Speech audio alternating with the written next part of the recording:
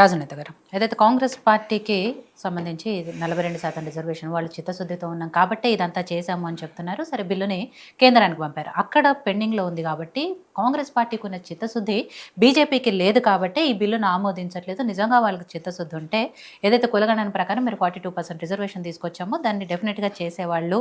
And దీన్ని అణగదొక్కే ప్రయత్నం జరుగుతోంది. బీసీలకు న్యాయం చేసే ఆలోచన ఏ పార్టీకి కూడా లేదు. కాంగ్రెస్ పార్టీకి ఉన్న ఆలోచనను కూడా వీళ్ళందరూ కూడా తప్పుపడుతున్నారు. కాబట్టి కోర్టులని, కేసులని, వీటిని రకరకాల ఇష్యూస్తో జాప్యం చేస్తున్నారు అనేది. ముందుగా అందరికీ గుడ్ ఈవినింగ్ అండి. ఈరోజు బీసీ రిజర్వేషన్లకు సంబంధించి నిన్న జీవో ఇస్తే వెంటనే మేము అనుకున్నాం నిజంగా ఇక ఇది ఎన్నో సంవత్సరాల కళ సాకారం కాబోతుంది, దసరా పండుగ ముందే బీసీలకు వచ్చిందని చాలా సంతోషపడ్డాం. కానీ 24 గంటలు కూడా గడవలే. నిన్న ఈ టయానికి మనకు తెలిసి జీవో వచ్చింది 8 గంటల ప్రాంతంలో.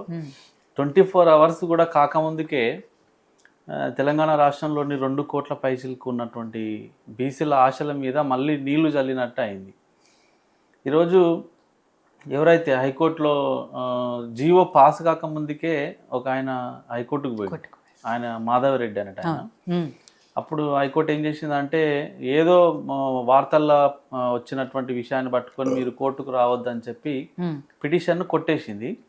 మళ్ళీ నిన్న జీవో వస్తే ఈరోజు లంచ్ మోషన్ పిటిషన్ దాఖలు చేసింది ఆయన. ఒక నిమిషం అండి, వచ్చింది. వాయిదా పడిన లోకల్ బాడీ ఎన్నికలు 6 రోజుల్లో ఎన్నికలు జరిపే ఉద్దేశం లేదు అడ్వకేట్ జనరల్. ఒకవేళ ఇదే జీవో ప్రకారం ఎన్నికల నోటిఫికేషన్ ఇస్తే మెరిట్ ప్రకారం మళ్ళీ విచారణ జరుపుదాం డివిజన్ బెంచ్. అవును అన్నది ఇప్పటిదాకా వచ్చింది, చూసినాం అది కూడా. అయితే మళ్ళీ ఈరోజు లంచ్ మోషన్ పిటిషన్ దాఖలు చేసి అత్యవసరంగా దీన్ని పిటిషన్ విచారణ చేయాలంటే డివిజనల్ బెంచ్ ఈరోజు జస్టిస్ అభినందన్ కుమార్ షావ్లి గారు, తర్వాత జస్టిస్ విజయసేన్ రెడ్డి గారు, గౌరవ హైకోర్టు డివిజన్ బెంచ్ ఈరోజు పిటిషన్ మీద విచారణ చేసింది, తీర్పు కూడా ఇవ్వడం జరిగింది. అంటే ఒకసారి ఈరోజు జరిగినటువంటి ఆర్గ్యుమెంట్స్ను ఒకసారి పరిశీలన చేస్తే అసలు ప్రభుత్వానికి బీసీలకు 42% రిజర్వేషన్లు స్థానిక సంస్థల ఎన్నికల్లో ఇవ్వాలి అనేటువంటిది చిత్తశుద్ధి ఉందా లేదా నిజంగానే అనేది అనిపిస్తుంది. గతంలో నేను ఎన్నోసార్లు చెప్పిన ఈ విషయం మీద, ఈ ప్రభుత్వానికి బీసీల మీద పైకి మాత్రమే కపట ప్రేమ చూపిస్తున్నారు, కడుపు నిండా విషయం పెట్టుకొని పైకి మాత్రం తీయగా మాట్లాడుతున్నారని గతంలో నేను ఏదైతే చెప్పినో మళ్ళీ ఈరోజు అదే ప్రూవ్ అవుతుంది. ఎందుకంటే మేడం, నేను ఒక చిన్న ఉదాహరణ చెప్తా. ఈరోజు ఒక ఫ్యామిలీ ఎక్కడైనా ఒక 2 రోజులు కానీ 4 రోజులు కానీ టూర్ పోవాలనంటే వాళ్ళు ముందే ప్లాన్ మొత్తం రెడీ చేసుకుంటారు. ఎక్కడ పోవాలి, ఎప్పుడు పోవాలి, దానికి సంబంధించిన టికెట్లు ఎట్లా బుక్ చేసుకోవాలి, లగేజ్ ఏం ప్యాక్ చేసుకోవాలి, ఇదంతా. ఈ ప్రభుత్వం పరిస్థితి ఎట్లా ఉందనంటే వీళ్ళు అన్నీ తయారు చేసి వెహికల్లో పెట్రోల్ ఉందా లేదా అని చూసుకోకుండా ఉన్నట్టుంది ఈ పరిస్థితి. అనంటే ఈ ప్రభుత్వానికి అసలు ముందు చూపు లేదు, ఒక ప్రణాళిక లేదు. ఇట్లా జీవో రిలీజ్ చేస్తే ఎవరైనా హైకోర్టుకు పోతారా, హైకోర్టుకు పోతే దాన్ని ఎట్లా మనం చేయాలి అని చెప్పేసి ఎక్కడ కూడా డిఫెండ్ చేయడానికి వీళ్ళకి దగ్గర ఆయుధాలు లేవు చెప్పడానికి. ఒకవేళ హైకోర్టు ఏదైతే ప్రశ్నల వర్షం కురిపించిందో ఈరోజు ఒక్కదానికి కూడా ఏజీ అడ్వకేట్ జనరల్ గారి దగ్గర సమాధానం లేదు. ఏమడిగింది ఈరోజు డివిజనల్ బెంచ్, అయ్యా మరి మీరు గవర్నర్ గారి దగ్గర బిల్లు పెండింగ్లో ఉంటే ఏ రకంగా జీవో విడుదల చేస్తారని చాలా సూటి ప్రశ్న అడిగింది గౌరవ హైకోర్టు. అడిగితే ఏజీ గారు సమాధానం లేదు. సార్, గతంలో కొన్ని తీర్పులు ఉన్నాయనంటే తీర్పు ఏ జడ్జిమెంట్ కాపీ ఉందో తీసుకురమ్మని చెప్పిండు, ఆయన దగ్గర లేదు. మరి మీరు వారం రోజుల నోటిఫికేషన్ ఇవ్వడానికి సంసిద్ధం అవుతున్నారు కదా, ఏ రకంగా ముందుకు పోదాం అనుకుంటున్నారు అని అడిగింది. దానికి సమాధానం లేదు. మరి సుప్రీంకోర్టు గతంలో 50% సీలింగ్ ఉంది కదా, సీలింగ్ కంటే ఎక్కువ 50% కంటే ఎక్కువ 67% రిజర్వేషన్లు అవుతున్నాయి కదా, మరి ఏ రకంగా మీరు ఇది తెలియదా మీకంటే దానికి సమాధానం లేదు. ఇట్లా అనేక రకాల. ఇంకొకటి 2018 సంవత్సరంలో అప్పుడు టీఆర్ఎస్ గవర్నమెంట్ ఉన్నప్పుడు ఒక ఆర్టికల్ తీసుకొచ్చారు, 285A అనే ఆర్టికల్ ఏదైతే తీసుకొచ్చారో పంచాయతీరాజ్ సవరణ చట్టం, దానికి మరి మీరు సవరణ చేసిర్రా అంటే దానికి సమాధానం లేదు. అనేక రకాలుగా ఎట్లా అంటే అసలు ఆది నుంచి కూడా చూడండి మీరు, ఇప్పటికే దాదాపుగా నాకు తెలిసి 19 నెలల సమయం అయింది స్థానిక సంస్థలకు ఎన్నికలు లేక. అంటే ఫిబ్రవరి 1కి 1 year అయిపోయింది. ఇవి ఒక 7 నెలలు కలిపితే 19 నెలలు. ఈరోజు గ్రామాలలో పాలన స్తంభించిపోయింది. ఎంపీటీసీ లేరు, జెడ్పీటీసీ లేరు, మున్సిపాలిటీల్లో కూడా ఈరోజు పరిపాలన అస్తవ్యస్తంగా తయారైపోయింది. ఇప్పటికీ కూడా ఈ ప్రభుత్వంకి ఒక ముందు చూపు కానీ ఒక ప్రణాళిక కానీ లేదు. ఎందుకయ్యా అని అంటే ఈరోజు ఒకటే ఏందనంటే బీసీలకు రిజర్వేషన్లు రావద్దు. ఏదో ఆ రోజు ఆదరాబాదరాగా కామారెడ్డి బీసీ డిక్లరేషన్ అని చెప్పేసి ఇతర రాష్ట్రాల నుంచి నాయకులను తీసుకొచ్చి తర్వాత సాక్షాత్తు వీళ్ళ కాబోయే ప్రధానమంత్రి అని చెప్పుకుంటున్నటువంటి రాహుల్ గాంధీ గారి చేత చెప్పించి ఏదో చేసి మాయ చేసి ఈరోజు ఓట్లను దండుకున్నారు తప్ప ఈరోజు వీళ్ళకు బీసీల పట్ల నిజంగా చిత్తశుద్ధి లేదు, చేయాలనేటువంటి విషయం అసలే లేదు. ఈరోజు మేడం నేను గత డిబేట్లో చాలాసార్లు చెప్పిన కొన్ని విషయాలు.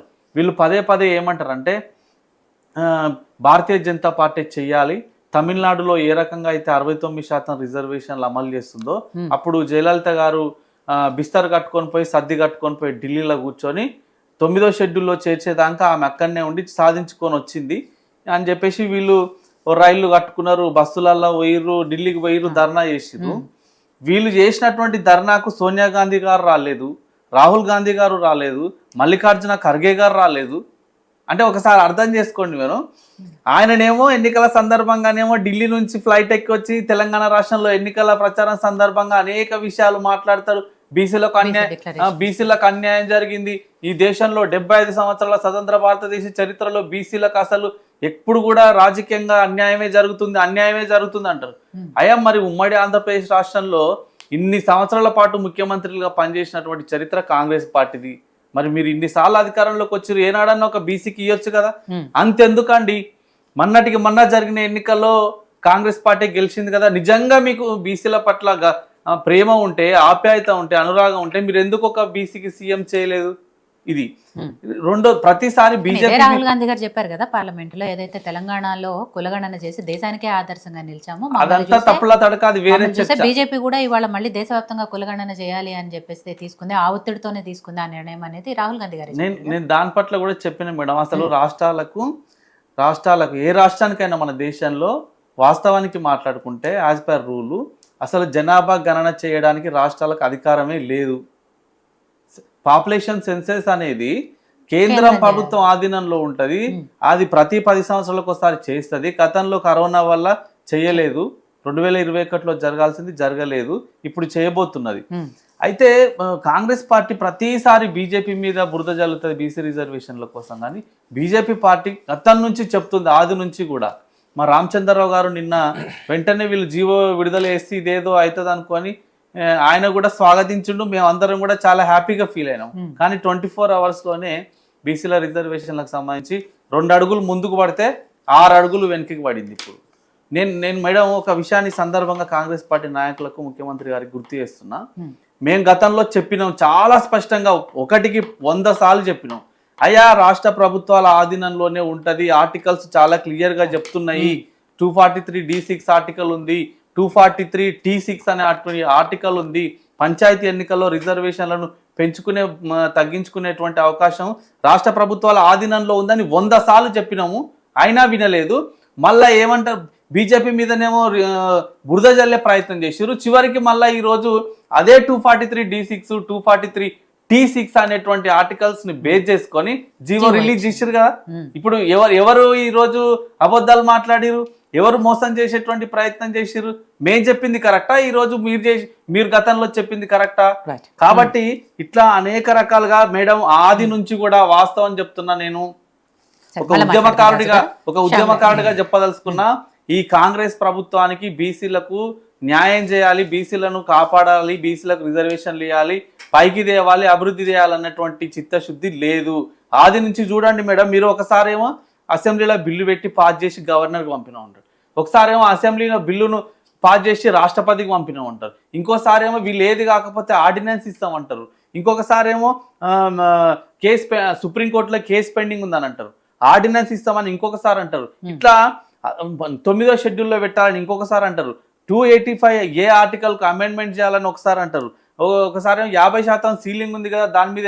ఇవన్నీ కాకపోతే పార్టీ పరంగా మేము 42% టికెట్లు ఇస్తామంటాం. So these are all creating a propaganda by the Congress party creating a big confusion among the 56.33 BCs in Telangana state. So Shyam గారు